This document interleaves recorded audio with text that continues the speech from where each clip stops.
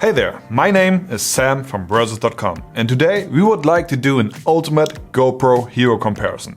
That means we will be putting the Hero 7, the Hero 8, the Hero 9 and the newest one, the Hero 10, to the test. Let's find out which one is the best and if it's worth buying the newest one, or if an older one can still do the job. By the way, we were surprised by the results. So stay tuned. Let's start straight away with our camera comparison. Let the facts speak. In our first test, we will take a look at the image quality at daytime. We are recording at the highest possible quality. Unfortunately, it is a quite cloudy day and kind of windy, so you won't see the typical blue sky that you see mostly in GoPro videos. But still, we will take a look if we can spot a difference. The Hero 7 and the Hero 8 are recording in 4K 30 frames per second. The Hero 9 is recording in 5K 30 frames and the Hero 10 even in a little higher resolution than the 9 in 5.3K 30 frames per second. Since you most likely are watching this on a smartphone, you probably won't see the biggest difference. Still, we try to state the most obvious ones. And that is first of all the different colors. Even though we used GoPro's color profile on each camera, the Hero 7 looks the least saturated, whereas the 9 comes with the most saturated colors. It must be said that we used GoPro Natural on the Hero 10, which is a new color profile. Yet the colors look pretty similar to the Hero 8, but not all the time though. In terms of sharpness, let's freeze an image and zoom in. There's definitely a difference between the Hero 7 and the Hero 10. Sharpness definitely increased with each generation, but only in tiny increments. Since this example isn't that meaningful, let's go back to the beginning. Look at the grass with the leaves on it. You can see the most details in the Hero 10's image, and also more details in my face. The 10 makes the wrinkles in my face most visible. Dang it, I look old. Yes, the 10 has the highest resolution, and yes, it seems to have the most details. But considering that the 8 is 2 years older and the 7 even 3 years, they still have impressive quality. So, I wouldn't say the 10 is the best. I'd rather say it's the most versatile in terms of resolution. And the others should still be considered very good quality cameras. Stabilization is one thing that GoPro Hero cams got better and better in each generation. Let's see in direct comparison how much better they got. Here is a sample with all cameras side by side. And now let's switch to each camera individually. With the Hero 7, it was the first time that GoPro introduced Hypersmooth to their cameras. So it is basically Hypersmooth 1.0. It was good at the time, but you see that it is still kinda unstable. With the Hero 8, GoPro introduced Hypersmooth 2.0. And yes, it was definitely an improvement to the previous version. The Hero 9's Hypersmooth 3.0 on the other hand wasn't the biggest jump. Well, the Hero 10th Hypersmooth is called 4.0. Who would have thought? Well, again, only slightly better. But the 9 and 10 also got horizon leveling included. You will see what that looks like next. If you turn the camera from the left to the right side, you can see how the horizon tilts. The Hero 7 in particular tilts a lot. We were a bit surprised that the Hero 8 was able to level out the horizon during a quick rotation. At least a little bit. The Hero 10 is now able to keep the horizon straight at an inclination of up to 45 degrees. The Hero 9 already did a good job, but could only tilt to 27 degrees. To wrap up this category, stabilization improved significantly from the Hero 7 to the 10. However, the biggest change was from the 7 to the 8. But the 9 and 10 definitely scored with the horizon leveling feature. The 10 even scored higher than the 9.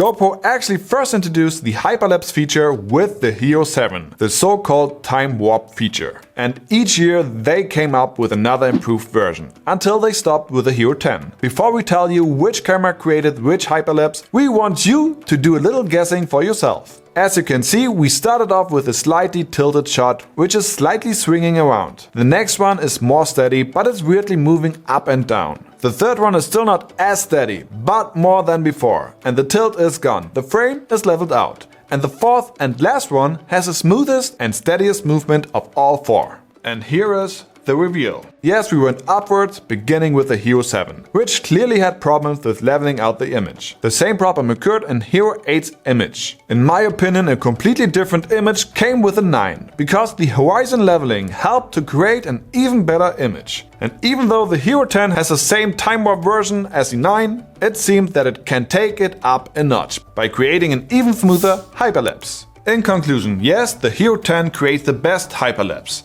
and the 9 shows quite good results too. Another key element of good action camera is to slow down the action that happens in the frame to get the best cinematic shot. Each of these 4 cameras are capable of 4K 60 frames. With the Hero 10, GoPro introduced 60 frames in 5.3K and 120 frames per second in 4K and 240 frames per second in 2.7K, which is sick. They basically doubled the frame rate. Since they increased the frame rates in the Hero 10, I wonder why they didn't go higher in 1080p. Wouldn't it be possible to double it to 480 frames per second? Anyways, let's move on to the next category. The low light capability on most action cams is usually pretty bad, but it got better over the years. Let's find out how the Hero cameras are handling a low light environment. As a setting, we chose our studio, which is a windowless room without any natural lighting. So the only light source is going to be the key light. The cameras are all set to 4K 30 frames per second. For the first test we set the key light to 10%, so the room is relatively dark. As you can see, all the images have grain as expected. The Hero 7 is actually quite dark, which makes it seem less grainy, but it's also less sharp. The Hero 8 is somehow the brightest in the scenario. The 9 has more contrast, so it appears darker, but not as dark as the 7. They all differ in terms of the white balance. You can see this especially well if you lower the light to just 1%.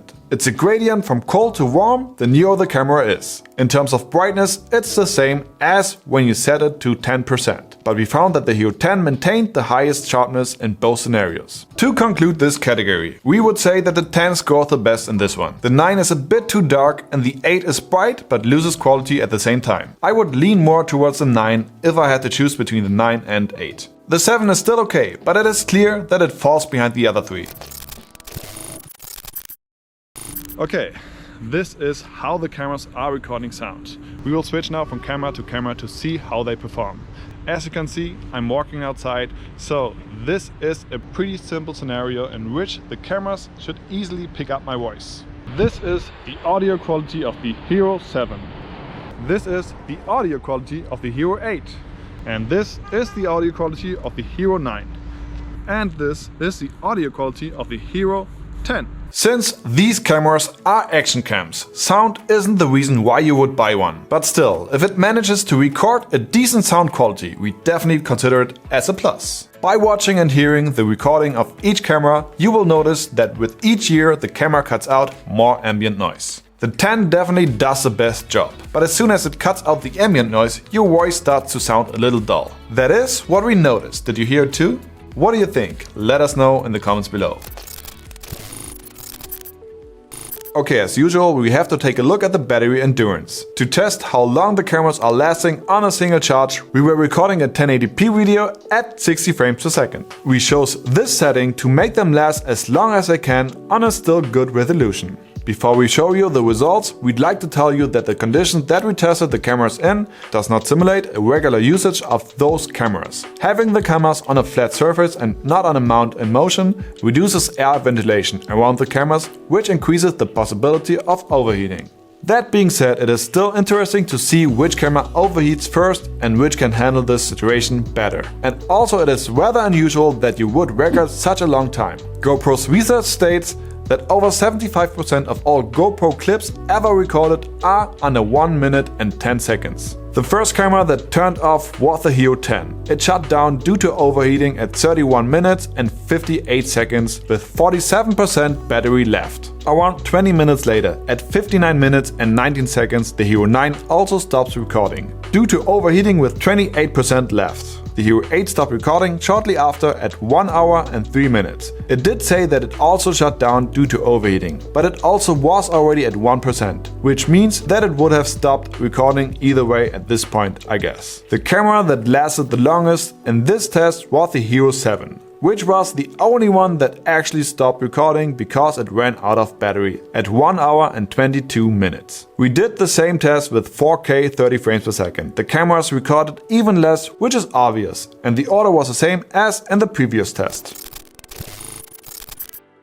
Well, GoPros are primarily action video cameras, but they also take great pictures. In this test we took a picture of a shot at night and daylight conditions to see if we can spot a significant difference. These are the images taken in daylight and linear mode. Looking at the shot, you can't really see a significant difference. It is only when you zoom in that you can see that the Hero 7 and 8 are somehow a tiny bit sharper than the 9 and 10. The same goes for the night shots. The 8 has the best results and the Hero 10 has the worst results. So you can clearly see an evolution in these 4 generations. Most obviously when comparing the Hero 7 to the other cameras. The newer cameras no longer require a frame. That means there's one less thing to worry about. And that's good. Otherwise, the Hero 7 is the smallest, but only without the frame, and the only one that still has an HDMI port. The Hero 7 and 8 are quite similar. They use the same kind of batteries and have similar weight. And compared to the 9 and 10, they don't have a front screen. I mean, they actually have one, but it only shows status information. Speaking of the front screen, it was really cool that GoPro added a rear one to the Hero 9. But it was kind of laggy, which was somehow disappointing. So you would have thought that they would improve it with the Hero 10. And yes, they did improve the screen, in terms of its lagginess. But at the same time they reduced the resolution. It seems like you can't have both. Or maybe they need something that they can improve in the next generation. Other than that, the Hero 9 uses the same processor as the Hero 7 and 8. In fact, it's the same chipset that they used with the Hero 6. No wonder that the 9 is a pain to use. The menu is the worst of them all. But with the Hero 10 they finally introduced their new processor, the GP2, which makes navigating through the menu noticeably easier again. And then there is that overheating issue. The Hero 10 appears to have problems with recording over a longer period of time. The higher the frame rate, the faster it overheats. Still, it is rather unusual that you record 4K 120 frames per second very long. It just doesn't make sense. In the end, I'd say when deciding which of the GoPro cameras you should get, it always depends where you start off from. Like, do you already own a Hero 8 and you think about upgrading, or you don't own one at all and you don't know which one to pick. So if you own a Hero 9, the need to upgrade isn't as big. But if it really bothers you that the camera's navigation is as slow as it is, go for the 10. You even get higher frame rates at higher resolutions. That is also the reason why you should skip the Hero 9 when you don't have a GoPro at all. Either go for the Hero 8 and save some money, or get the Hero 10 and have a better quality. If you are really short on money, the Hero 7 is still a good camera, and in my opinion still worth taking a look at. Alright, this is about it. As always, we hope that you enjoyed this video. If you do so, give it a thumbs up and subscribe to this channel. Till then, take care and see you soon.